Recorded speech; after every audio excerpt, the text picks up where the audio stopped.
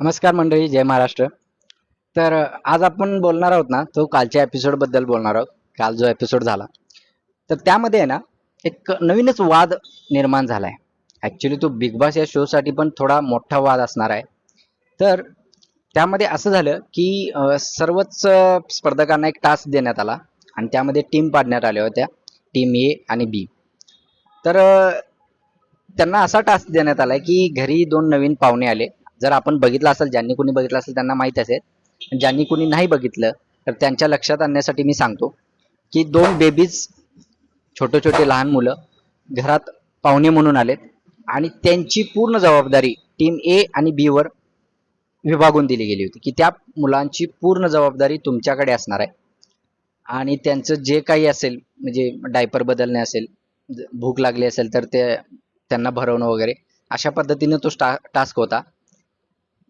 Actually Bibi ह्या म्हणजे nominal होत्या, म्हणजे ते सजीव नाही आहेत, पण दिलं होतं टास्क मध्ये. आणि तो टास्क पूर्ण करण्यासाठी काही अटी होत्या, शर्ती होत्या. तर त्यामध्ये एक अशी अट होती की बाळाशी बोलत असताना फक्त आणि फक्त मराठी भाषाच वापरली गेली पाहिजे. आता टीम ए आणि बी अशी विभागली गेली होती. त्यामध्ये एक टीम होती निक्की, जान्हवी, अरबाज, वैभव आणि का कुणास ठाऊक बिग बॉसच्या डोक्यात आलं सूरजला त्यांच्या टीम मध्ये घातलं.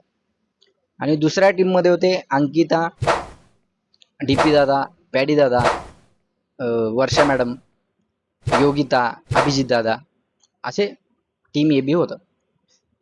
आता झालं असं की शोचा जो फॉर्मॅट आहे ना, त्यामध्ये कसं केलं जातं की तुम्ही दुसऱ्या टीमला डिस्ट्रॅक्ट करायचं की ते बोलताना किंवा ते ज्यावेळी डायपर आणत असतील बाळ रडताना, तर त्यांना अडवणं, त्यांना ते टायमिंगमध्ये टास्क पूर्ण करून न देणं, किंवा बोलताना देखील त्यांचे जे बोलणं आहे मराठी, त्यामध्ये वेगवेगळ्या शब्दांचे प्रयोग करणं, हिंदी इंग्लिश, त्यामध्ये ते चुकले तर त्यांचे पॉईंट्स कट होणार, किंवा त्यांची जी बीबी करन्सी दिली होती त्यामध्ये ते कट केले जाणार.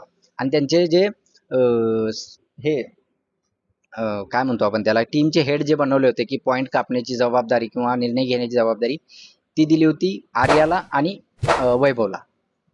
तर झालं असं एका पॉइंटला की अंकिता भारावून जाऊन त्या मुलाशी मालवणी भाषेत बोलू लागली. ऍक्च्युली ते इतकं पण वाईट नव्हतं, ती फक्त एक दोन वाक्य बोलली. त्याचा मुद्दा घेऊन तो वैभव, अरबाज, निक्की सर्वजण ओरडायला लागले, अरे मालवणी भाषा कुठे मराठी भाषा आहे, आणि हे नाही चालणार, हे नाही चालणार, पॉईंट कट करा, पॉईंट. मला एकच सांगायचं आहे तुम्हाला, शो मध्ये कंटेस्टंटना आणि शोच्या सर्व टीमला, की बाबा ते जे वाक्य वापरतायत ना, तर त्याचा परिणाम सोशल मीडियावर किंवा सामाजिक घटनांवर होऊ नये. कारण सर्वांनाच माहिती आहे की धर्म, भाषा, प्रांतवाद ज्यावेळी येतो त्यावेळी किती मोठा राडा होऊ शकतो. तर अशा प्रकारची जी विधान आहेत ती कोणत्याही स्पर्धकांनी देऊ नयेत, असं माझं थोडंसं ठाम मत आहे. आणि बोलताना आपण काय बोलतोय याचं भान राहावं.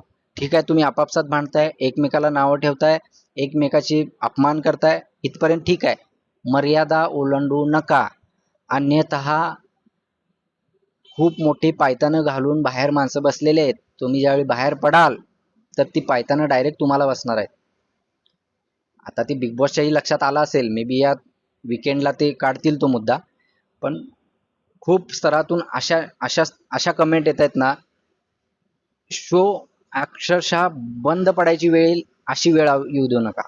कारण हा जो भाषावाद आहे ना, किंवा तुमचा जो बोलताय तुम्ही, कारण कोकणी माणसं, मालवणी माणसं हा महाराष्ट्राचा एक अविभाज्य भाग आहे. तुम्ही त्यांना असं बोलू शकत नाही, हे महाराष्ट्रात नाही. अरे बाबांनो, खूप मोठी चूक करताय, असं कोणत्याही प्रकारचं विधान करू नका. बिग बॉस ज्या त्यावेळी त्यांना समजावून सांगा, तुमचं काम आहे ते. मी सांगणारा कोणीच नाही तुम्हाला, पण ते तुमच्या लक्षात आलं तर तुम्ही त्यावेळी ते त्यांना बोलणं हे तुमचं काम आहे. एवढंच मला सांगायचं आहे. कारण बाहेर माणसं, कारण माणसांच्या भावना जर दुखावल्या तर ते गप बसणार नाही. एंटरटेनमेंट करताय तर तो तुमच्यापर्यंतच मर्यादित असला पाहिजे. जर तो भाषावाद, प्रांतवाद, जातीभेदवाद तर त्याच्यावर आलं तर तुमचं काही खरं नाही. एवढंच सांगतो. आणि माझा मुद्दा जर पटला असेल व्हिडिओ बघणाऱ्यांना तर नक्कीच लाईक करा, शेअर करा आणि कमेंटमध्ये तुमची जी मतं आहेत ते नक्की नोंद करा. धन्यवाद.